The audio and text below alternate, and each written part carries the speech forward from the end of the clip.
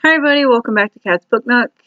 Today is December 17th, about 2 o'clock, so I've got an hour to record three videos at this point. Because there's a tag video that I want to do, and a to-be-read list from books on my shelves that I need to do for 2018, and then the weekly wrap-up video, which is what this one's going to be today. So, with that, this week I got through 4 books. I'm currently reading 4 or 5 new books and ended up returning to 2 books this week. The books that I returned were DNF'd currently. I will pick them back up at some point next year, but this year I'm not feeling them, and my holds were going to expire before I could get to them. So, those 2 books, The Fall of Giants by Ken Follett. It's the first book in the Century trilogy, where he goes from 1914, right before World War I happened, to, I want to say 1970s, 1980s, in the 3rd book. All of which I wanted to try to get through this year, but I'm not going to, because it's just really weird. Also, if you notice, I don't have my phone today. It had an accident yesterday on the way home from South Carolina.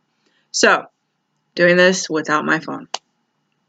The second return did not finish book was the Zookeeper's Wife, which also takes place either in World War I or World War II.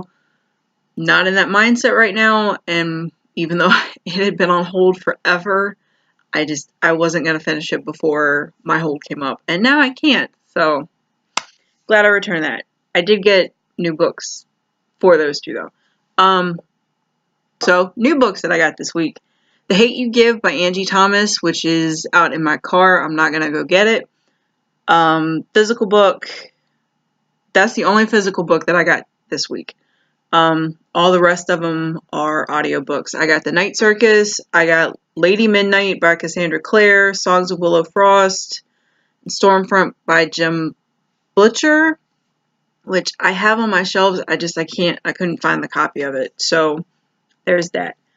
Currently reading, because I finished volumes 1 and 2 of The Rat Queen yesterday. I'm volumes 3 and volumes 4. I want to get through these 2 either today or tomorrow so I can return them and get through some other of the graphic novel books that I would like to finish this year. The other books that I'm currently reading, the audio version of The Dark Prince by Christine Feehan. No phone, no audio. Lady Midnight by Cassandra Clare, and Something Borrowed by Emily Giffin. All of those are audiobooks. No phone, no headphones. It's very awkward right now. If you have lost your phone for any significant amount of time, the fact that we are so attached to it, I am almost dying over here. No charity miles, no Amazon Flex, no text messages, no Facebook, no anything else on my phone that I could get to.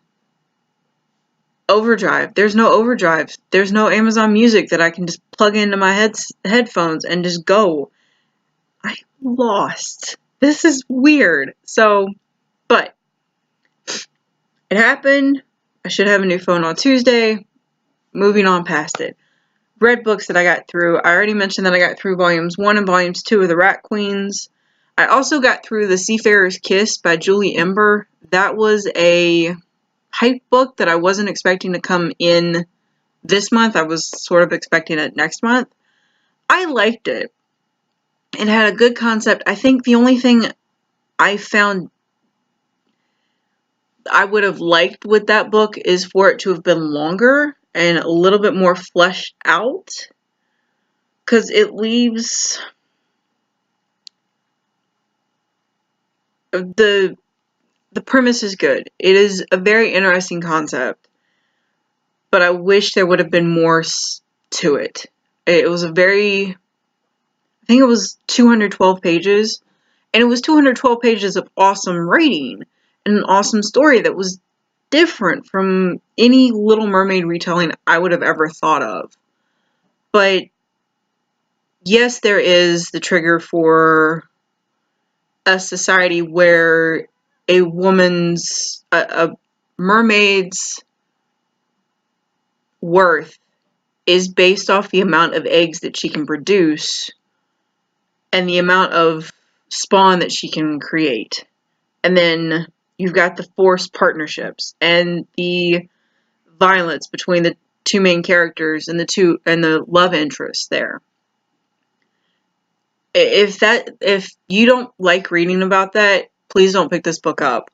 But I thought it was a great story.